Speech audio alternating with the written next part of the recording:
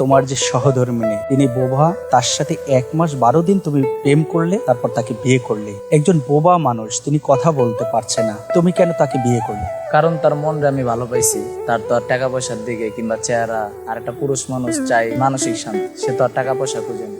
বউকে যত ভালোবাসো তত সব। আর দ্বিতীয়ত ওই তো একজন বাক প্রতিবন্ধী, বোবা, কথা দাঁড়া না, ওরে ভালোবাসটা আল্লাহ আরো বেশি ভালোবাসবো আমার। আর দ্বিতীয়ত ওর মনরেও খুব ভালোবাসি। লাইফে অনেক মেয়ে আসছে, বাট আল্লাহ তো তাকদিরে লেখা রাখতে পারতো ওদের সাথে। ওর সাথে আমার হয় নাই, আল্লাহর সাথে আমার রুহ জগতের সাথে হয়তো মিলিত আসলে হয়ে গেছে। তোমাদের প্রেমের যে গল্পটা, সেটা কোন জায়গা থেকে শুরু হলো? ফেসবুক থেকে। 1 সপ্তাহের ভিতরে ওর মানে এতটা মায়া জন্ম হয়ে গেছে আমার ভিতরে, এটা বলার বাইরে হয়ে গেছে, যে আমার অবিশ্বাস্য যে অল্প সময়ের ভিতরে ওর কিভাবে এত মায়া জন্ম হয়ে গেল। 4-5 দিনের ভিতরে ওর প্রতি আমার আমার একটা টার্গেট ছিল যে ওর লোকেশনটা পাবো আর ওরে বিয়ে করাবো। তো আর আম্মুর সাথে আমার পরিচয় করে দিল। ওর আম্মু থাকে কাতারে। ওর আম্মু ভিডিও কলে ফোন দিয়েছিল, কথা বললাম, পরিচয় হয়েছে। যদিও ওর আম্মু কাতারে থাকে, টাকা পয়সা আছে, সম্পদ আছে, এই লোভ লালসা থেকে কি বিয়ে? আমি তো জানতাম না যে বাড়ি আছে কিংবা টাকা পয়সা কিংবা ওর আম্মু কাতার থাকে। ওর আম্মুর সাথে কথা বলার চেষ্টা করছি যে ওর আম্মুর সাথে জিনিসটা পারিবারিক হিসাবে হইলে ভালো হয়, সে সামাজিক ভাবে। দেন আর আম্মুর সাথে কথা বলার পর পরিচয় হয়েছে, ওর আম্মু এটি বলছে। তারপর আমি আবার ওর এই 12 দিন যে একটা বোবা বাঘ প্রতিবন্ধীর সাথে প্রেম করলে, তার রোমান্টিক দৃশ্যটা কি ছিল? তার রোমান্টিক দৃশ্য ছিল, আমি সকালবেলা কল দিলে সে আমার দিকে তাকায় থাকতো, মানে তার চাউনির ভিতরে একটা মায়া জন্ম হয়ে গেছে। কিছু হইলেই সে বলতো খাওয়া দাওয়া করছো কিংবা কি করো। বা সে তো কথা বলতে পারে না, তুমি কেমনে বুঝতা যে খাওয়া দাওয়া করছো, কি করো, কইতে গাইছো, কাম করছো? তাও এই জিজ্ঞাসা করতো। আমি কইছি আমি একটা পুরুষ মানুষ, ছোট থেকে দেখলাম যে ওই আমার প্রতি অনেকটাই কেয়ারিং। একটি বাঘ প্রতিবন্ধী মেয়ে তুমি বিয়ে করলে, তোমার পছন্দ হয়েছে, তুমি বিয়ে করছো, কিন্তু তোমার পরিবার সেটাকে কিভাবে নিয়েছে? যে আমার পরিবার মেনে নিয়েছে বলতে কি, আমার পরিবার থেকে আমার আম্মু বলছে, বাবা তোমার যেটা ভালো মনে হয়, তোমার ডিসিশন তুমি বুঝবা, কারণ সংসার করে তুমি খাইবা, এটা আমার মার কথা আর কি। তুমি খাইবা, এটা তুমি বুঝবা, আমরাও খাবো না, তোমার বন্ধু বান্ধব কেউ কিছু করবো না, কেউ সংসার করবো না, করলে তোমরা করবো, আর শান্তিতে থাকলে তোমরাই থাকবা যদি শান্তিতে থাকো। আর আমার বাবা বলছে এখন বিয়া করার দরকার নাই, 5 বছর পর অন্য কোনো এই বোবা টোবা বিয়া একসেপ্ট করবো না। তো আমি বলছি যে আব্বু দেখো, আজকে যদি তোমার ঘরে মেয়ে সন্তানটা হইতো বোবা, তুমি কি ফালা দিতে পারতা?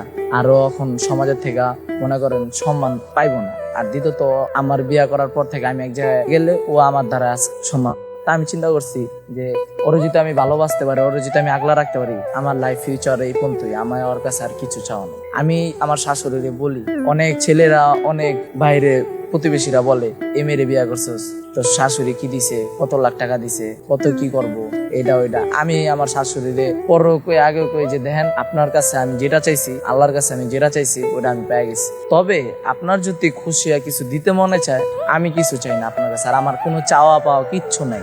এটা হইছে পুরা ডিস্টেন্স বাইরে বার, মানে এর প্রতি আমার কোনো ইয়া নাই। ওরে পাইছে এইটুকুই, আমার পৃথিবীর কাছে এটাই সেরা, আর কিচ্ছু চাই না। ওর কাছ থেকে তোমার পাওয়া শ্রেষ্ঠ উপহার কি ছিল? প্রথম অবস্থায় যখন আর কি হাত ধরছিলাম, আর কিছু না। তোমার ভিতরে যে আবেগটা এখন কাজ করছে, সেই আবেগটা কোন পর্যন্ত কাজ করবে, কতদিন পর্যন্ত কাজ করবে? আমি যতদিন আল্লাহ আমার বাঁচায় রাখছে, হায়াত মতের কথা তো আর পাওয়া যায় না, আমার শেষ নিঃশ্বাস আগ পর্যন্ত ওর প্রতি থাকবে। একটা বাঘ প্রতিবন্ধী মেয়ে তোমাকে এমন কি জাদু দিয়েছে যে জাদুতে তুমি একদম পাগল হয়ে গেলে?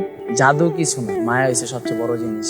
তার মায়া ছিল, সে একজন প্রতিবন্ধী কিংবা সে বোবা মানুষ, তারও যদি আমি কষ্ট দিই কিংবা আমার কারণে তার যদি 1 ফোঁটা রক্ত কিংবা চোখের 1 ফোঁটা পানি পড়ে, আমি সারা জীবনের লেগে ধ্বংস হয়ে যাই। কারণ আমরা কথা বলতে পারি স্বাভাবিক, আমরা একটা কথা আল্লাহর কাছে বললে কবুল করবে, অনেক সময় আল্লাহ কবুল করবে না। ও যদি মন থেকে কষ্টটা পাইলে ওই পুরা চোখের পানি যদি আমার লেগে ফালায়, তাহলে আমি মনে করি সারা জীবনের লেগে। আমি চিন্তা করছি সবার ঠকালে ওর ঠকান জীবন, কারণ ওই সে অন্যরকম। ওরে ভালোবাসলে আল্লাহর কাছে সবার কাছে ভালো কথা পাবো। ওরে বিয়া করছি, এটাই আমার কাছে অনেক। ও যেটা বুঝাতে চায় তোমাকে, সেটা কি তুমি বুঝতে পারো? হ্যাঁ, আস্তে আস্তে। আমার জীবনে কোনো ভুয়া কারোর সাথে কথা বললে অভ্যাস নেই, তারপরও আল্লাহ দিলে 5 মাস হয়ে গেছে, মোটামুটি কমফোর্টেবল হইতেছে। এই বোবা মেয়েটি বিয়ে করলে 5 মাস হয়েছে। 5 মাসের ভিতরে এই মেয়েটা তুমি যেটা চাচ্ছ সেটা কি দিতে পারছে? অবশ্যই, যা চাচ্ছি। আমি নেলে জিজ্ঞেস করি, বিয়া করার পর তুমি যা চাইছো এটা কিনা দেয়, আমি কিনা দিছি না, তুমি যেটা কিনা সবকিছু পাইছো? ভালোবাসো? কতটুকু ভালোবাসো? অনেক ভালোবাসা না। ওর বয়স কত? ওর বয়স 18। এই মেয়েটির হাত সারা জীবন কি ধরে রাখতে পারবে তুমি? আল্লাহ যদি আমার ওই যে বললাম তো শেষ নিঃশ্বাস যতটুকু পর্যন্ত থাকবো ওর হাত আমি ধরে রাখছি। একটা পুরুষ মানুষ একটা নারীর কাছে তার মানসিক শান্তিটা চায়, যতটুকু আমি বুঝি। সেই মানসিক শান্তিটা কি তার কাছ থেকে তুমি পাবে বা সে কি দিতে পারবে তোমার মনে হয়? আমি পাচ্ছি বিদেই তো আমি ওর কাছে থাকছি, নাহলে তো হয়তো বা এতদিন সম্ভব না।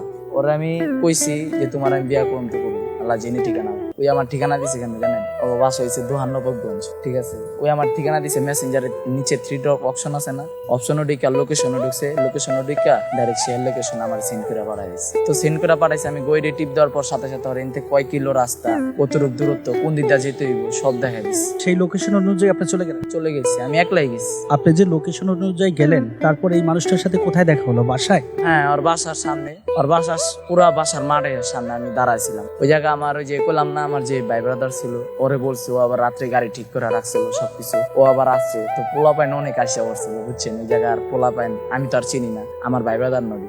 আমি ভাবছি হয়তো আমার লেগে নাকি, আমি আবার মনে করেন ওগুলো ভয় পাই না পাই, আমি আবার নিজের সাহস অনুযায়ী আমি দাঁড়ায় আছি। কি বুঝবো দেখুন, হয় আজকে মায়ের খাই যাবো, আর নাহলে আমি শেষ মনে হলে জিরে যাবো। ওর ফ্যামিলি নাকি সব জানতো। আর আম্মু একটা কথাই বলছিল, বাবা তোমার তাকদিরে যদি আল্লাহ লিখা রাখে তাহলে হইব। কিন্তু আর আম্মু জীবন আমার ঠিকানা কয়নি যে ওকে বাসা কোন জায়গায়। আপনার স্ত্রী নামাজ পড়ে?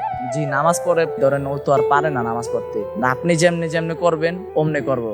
ধরেন আপনি সূরা বলতেছেন, ও তো আর সূরা কি এটা তো আর জানেও না, পড়তেও পারে না। ও এমনি এরকম করে আবা আবা এরকম করে ফালি, মানে ও নিজে নিজে ওই যে দেয় মুখ লড়ে, ও মুখ লড়ায়, ও দেহে এরকম রুকু দেয়, ও রুকু দেয়। আমার আম্মু যখন নামাজ পড়বো ওরে কইবো উজু করো, ওই যে আজান দিতাস করেন। আমি আমার মারে সবসময় জিজ্ঞাসা করি, মা তুমি করে নিয়ে কি কোনো নার্ভাস ফিল হয়? না, আমার নার্ভাস ফিল হয়তো আমার একটু কষ্ট হয় কি ওর একটু কথাটা বুঝায় বলা। আর আমার আব্বু তো মনে করেন বিয়ার পর একটু অন্যরকম কথাবার্তা, দূরত্ব হয়ে গেছে, বাট এক লগেই থাকি আমরা।